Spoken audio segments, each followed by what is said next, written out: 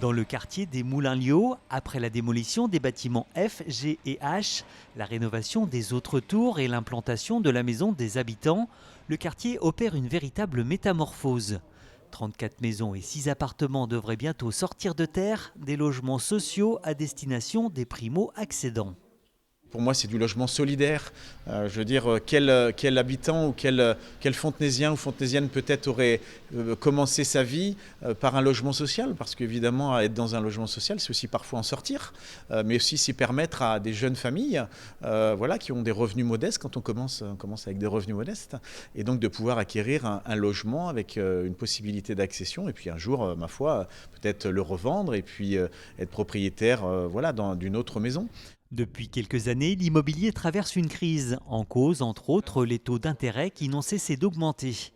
Inférieurs à 1% en septembre 2021, les taux se sont envolés à plus de 4% au mois de janvier dernier. Les coûts de construction ont eux aussi explosé de 30 à 40%. 2022 a été compliqué, 2023 a été très compliqué. 2024, le premier trimestre, un peu sur le même rythme que 2022.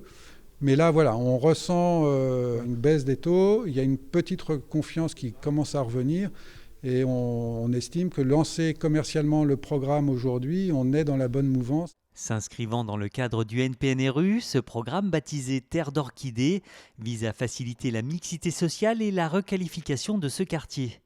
Pour ce faire, l'accession à la propriété est facilitée pour les primo-accédants sous condition de revenus. C'est notamment accession avec une TVA à 5,5 au lieu de 20%. C'est l'accès aux prêts à taux zéro, c'est d'accès à des prêts Action Logement pour faciliter l'accession sociale. Si tout va bien, les travaux démarreront début 2025. La livraison des 40 logements est programmée, elle, fin 2026.